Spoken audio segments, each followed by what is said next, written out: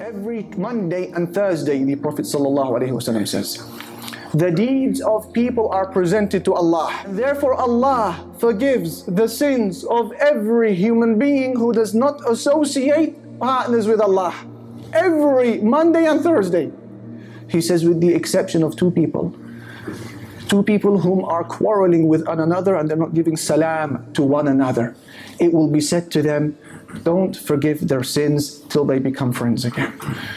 Ya Allah. So regardless of the good deeds that you were doing, regardless of the lihya, the beard that you are growing, regardless of the hijab, my sister, that you may be wearing, and the halaqat that you may be engaging in, the forgiveness of Allah is blocked.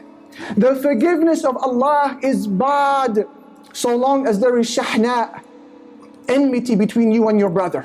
With the hadith of the Messenger sallallahu alaihi wasallam, he says it is not permissible for a Muslim to boycott his brother for over 3 days, and therefore whoever boycotts his brother for over 3 days and then dies will enter the fire of Allah. Shaitan will make another suggestion and he will say, fine, forget about the year and forget about the week. I have another suggestion. Make the apology. However, wait for him to take the initiative. It was his mistake. He must initiate the salam, not me. I will wait for him to call. How do we respond to this? With the hadith that the Messenger ﷺ said, the best of those two quarreling people is the one who initiates salam first. Shaitan will say, hold on a minute, what if I apologize and I take the initiative, but then he rejects your apology? Your effort was wasted. That was totally pointless. How do we respond to that? With the hadith of the Messenger ﷺ. He says, it is not permissible for any believer to boycott his brother for over 3 days. If over 3 days pass, you must meet your brother and you must give him salam.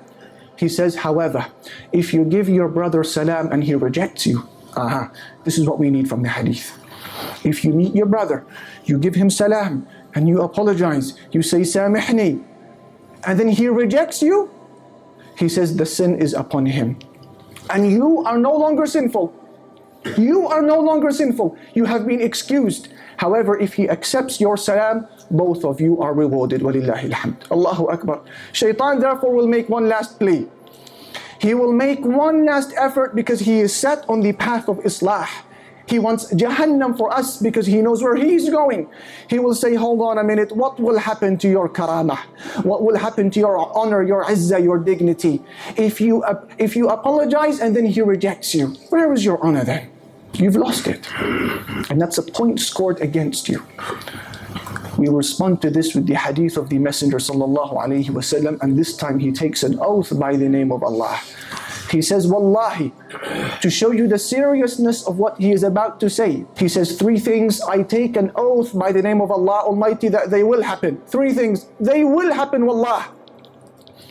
He says, the first is when you give out charity for the sake of Allah, your money increases, doesn't decrease. The second, when you forgive somebody who does wrong to you, Allah will increase you in honor. Look, Shaitan says you will be humiliated and debased. The Prophet ﷺ says the opposite. Your status will be given, your status will be made to ascend.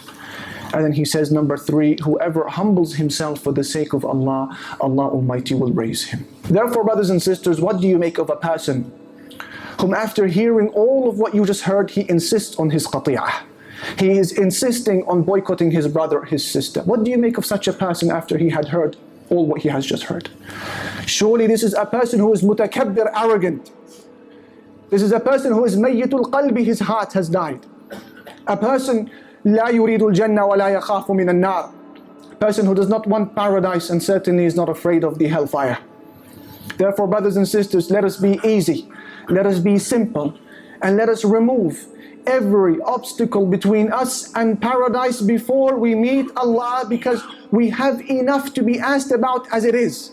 Remove every obstacle you can and accept apologies when you can, and remove all of these differences with Muslims whilst you can. We have enough to be asked about Yawm al-Qiyamah. Don't be a difficult to repair person.